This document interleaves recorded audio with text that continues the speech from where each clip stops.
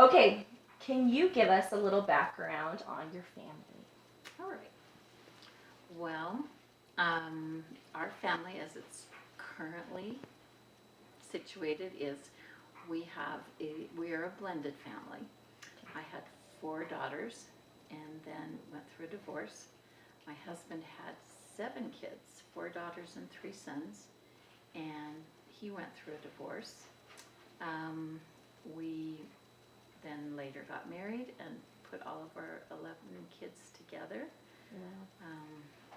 We actually dated for about 5 years before we got married, because we felt like it was really important with all of these kids to find a place where we could all live together, and it wasn't their house or our house, and so it needed to be new turf, and it took us kind of that long to find a place that we felt like we could all fit into and work together on. So we have 11 kids. There's just 11 years between the oldest and the youngest in age. Okay. We had one when we got married. The youngest was in 2nd grade, Okay. 1st grade, and the oldest had just graduated from high school. Okay. And so we had, most of the grades in between. Yes. Mm-hmm. And now, how old are your kids now? And so now the youngest is 28. Okay. And the oldest is 39. Okay. Or they'll be turning those this year. Wow. Awesome. So everyone now is grown up and out of the house. So I want to ask you, when your kids were still at home, what did you do to manage time and balance responsibilities with all of the kids?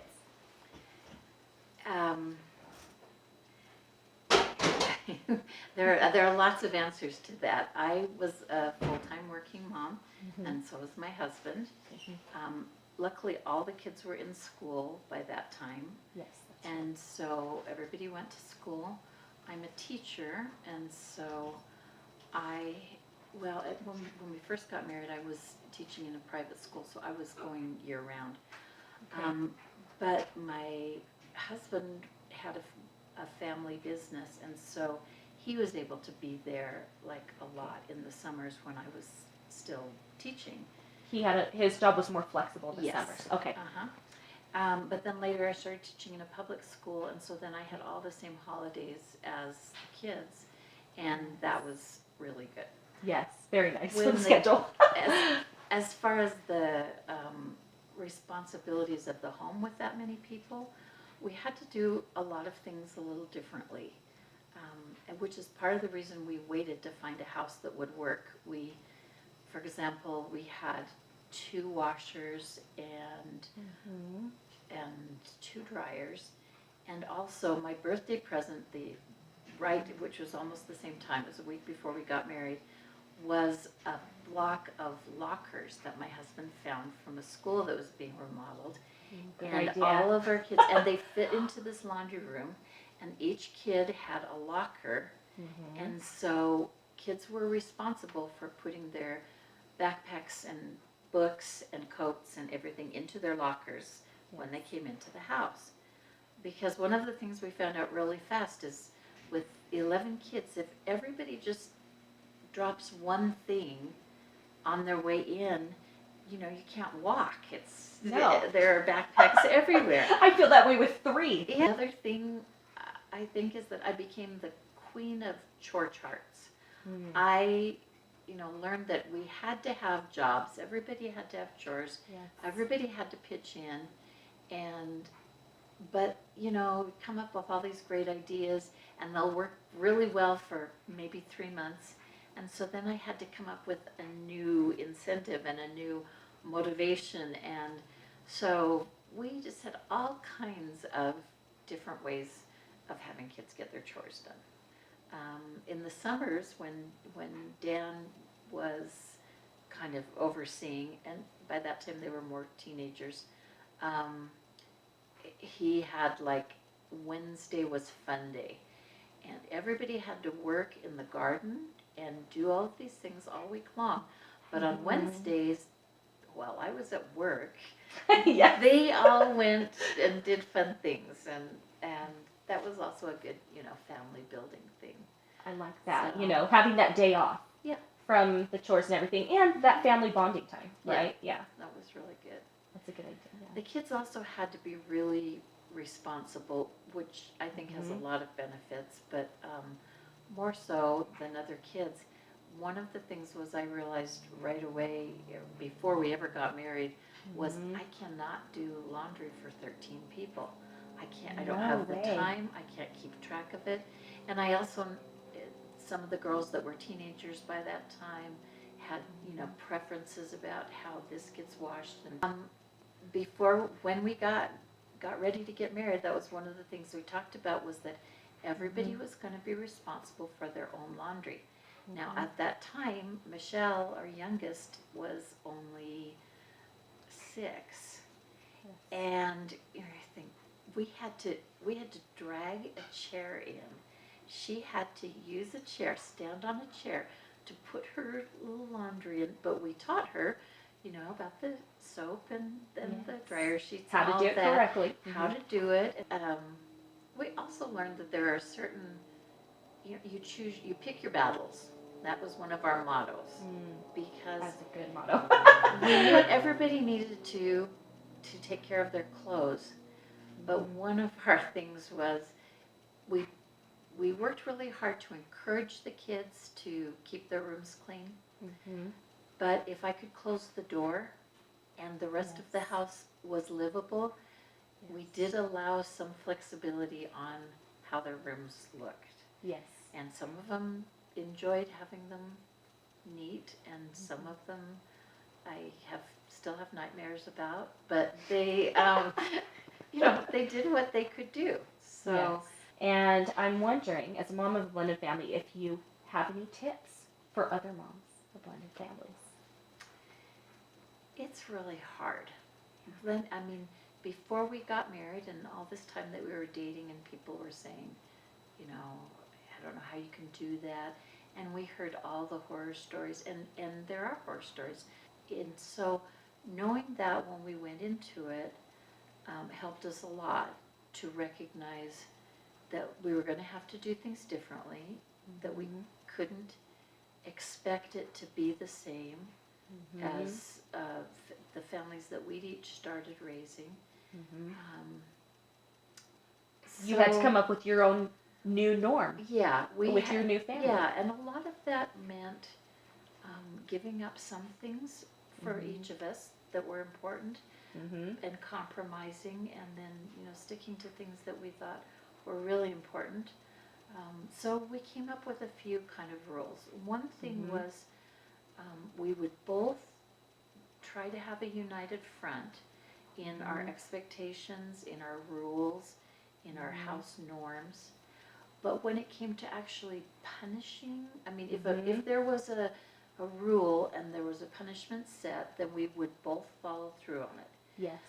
When a tough situation would come up with kids, sometimes we would fall back on letting the biological parent make the final choice about what I felt needed to be done with my daughters and with my husband. We also, we tried to stipulate and tried to teach our kids right at the beginning that we do our best in life to be fair, but fair doesn't always mean the same. And we tried really hard to have every child know that they were loved, but that some kids could do some things and some couldn't. So that is kind of the same, I think, as in most families. You have to tailor things to each child. Yes. It was difficult. It was also very, very fun having a big family, having a blended family. I remember the kids saying, I remember one of the girls talking to somebody else, and I overheard a conversation where they said, well, at my house, if you're in a good mood, you can always find somebody in a good mood. If you need to cry, you can always find somebody who's crying. If Yes. you're mad, there's always somebody. I mean, it Yes. was just That's with cute. that many kids. Yes. There were always things going up and down. And there was always somebody to relate to. And yeah, and so they kind of bumped around a lot with each other as far as who's getting along now and who's getting along now, and And supporting each other, yeah, so to speak. Yeah. and we did try to, as far as bedrooms and things, we did try to at least allow kids to have some space, and Okay. that's not so much blended family. That's large groups of people trying to live together. And if you have 8 girls using bathrooms at the same time, teenage girls trying to get ready, we had to, figure out lots of little schedules for the bathroom. You touched on something that I wanted to ask you about, and that is teenagers. Yes. So you have had a lot of teenagers We being have. raised in your home.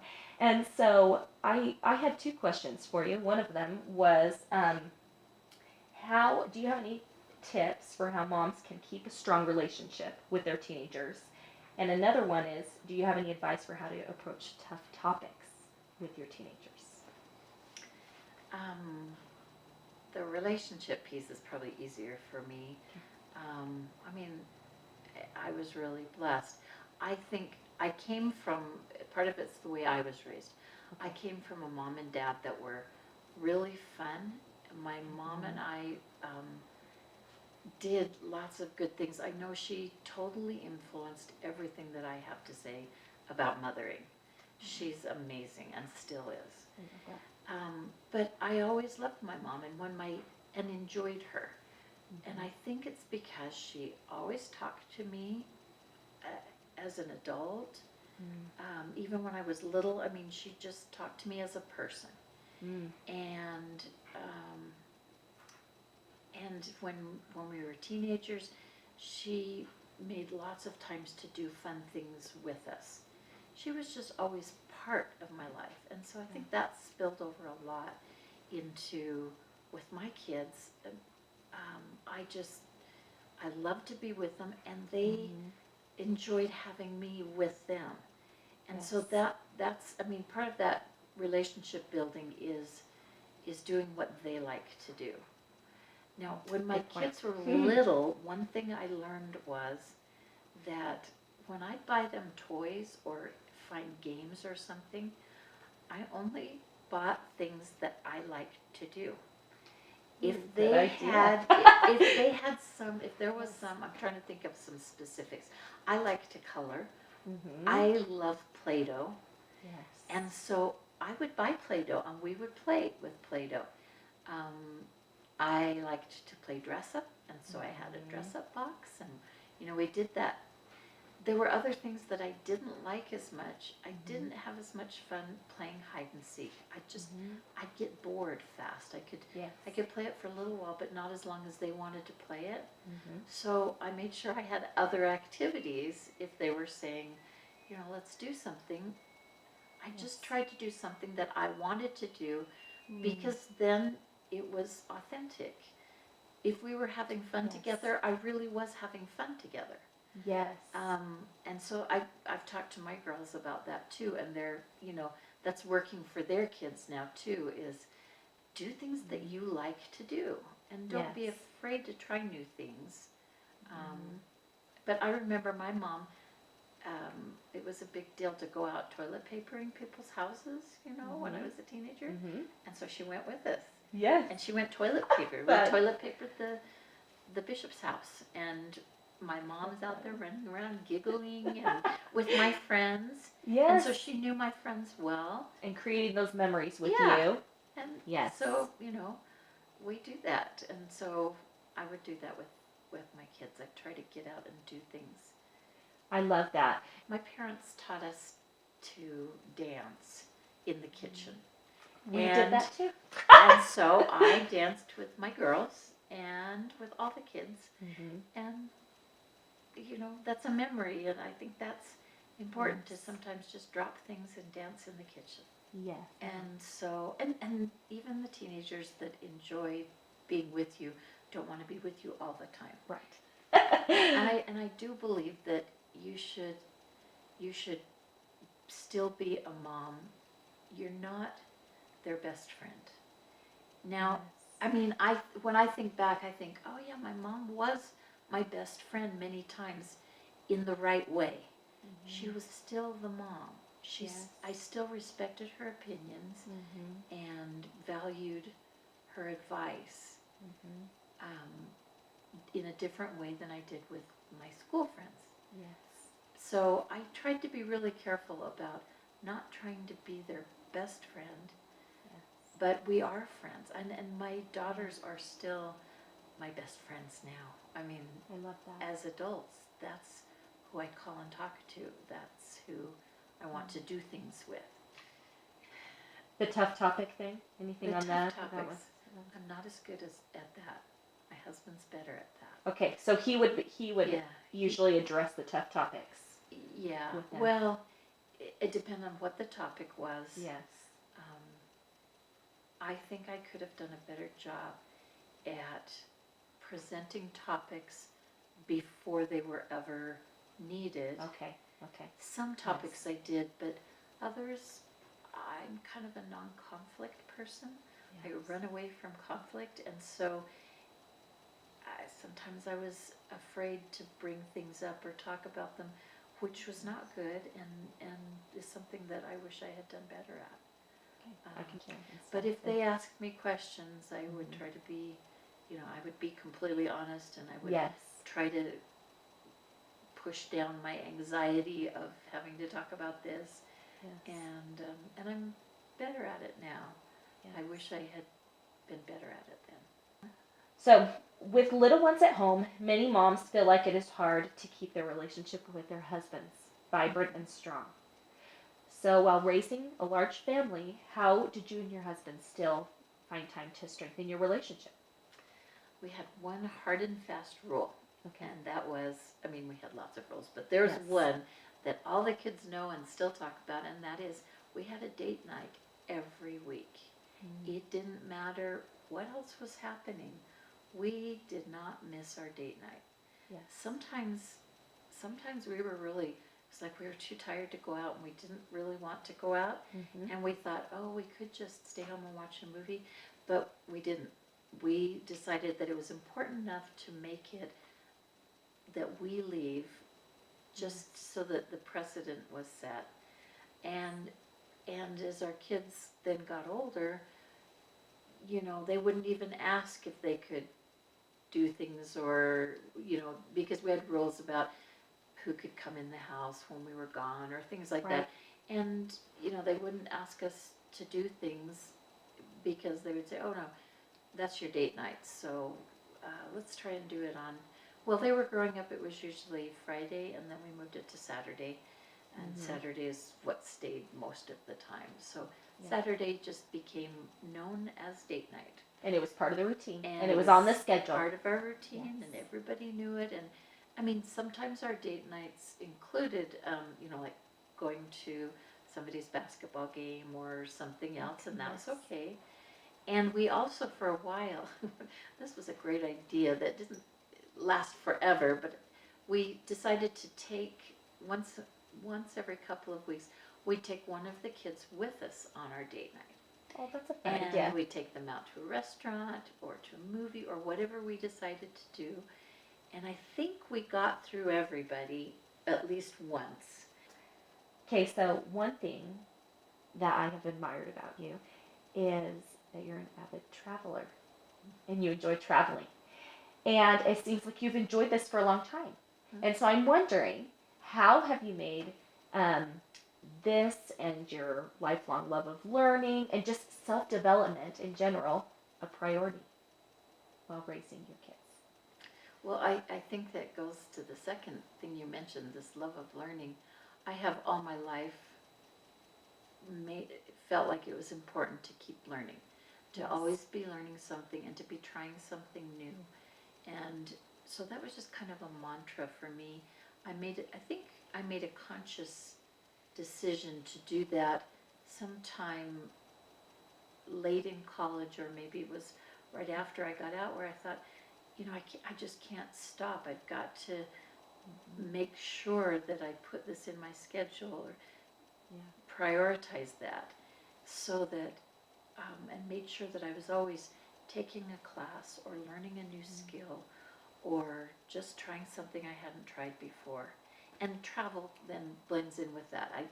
I just always loved learning about people from different places, Yes. meeting people from different countries, and so then travel's an extension. And we don't have a lot of money and never have, and so we have to be very creative about how we find the money to travel. Yes. Um, when the kids were all at home, we did family trips, and we did it by we had a giant 15-passenger van, and we would camp. We'd go places and camp, Yes. or stay with friends, or we'd try to do things where we could accommodate all of us. Yes. I like planning trips. I get as much fun, I think, out of planning trips as I do with the actual going on them. And so I would look for deals, and we found we'd find bed and breakfasts that were less expensive. Maybe they weren't very luxurious. Or, Okay. we'd find hostels that we'd stay in. When Dan and I Yes. travel, we stay in really strange places frequently. To get the good deal, right? To get a good deal, to make Yes. it happen. Yes. We have to. If we're going to travel, we have to Yes. keep our costs down. Mm-hmm. We also found, there was one time, here's an interesting example, is we wanted to learn how to scuba dive. Mm-hmm. And we really couldn't afford equipment and lessons and all of that. So we approached, this is when Dan and I were just dating. Okay. We approached a scuba diving company school that was in our neighborhood or in our area, and they take trips to Mexico on scuba trips. And so we said, would you have any interest in learning Spanish? And they kind of polled their members, and they got a group who wanted to learn some travel Spanish. And Dan and I both speak Spanish, and so we exchanged scuba classes, and they provided the equipment and everything for us for teaching Spanish classes at their shop. Wow. And so we did that long enough to get us both certified.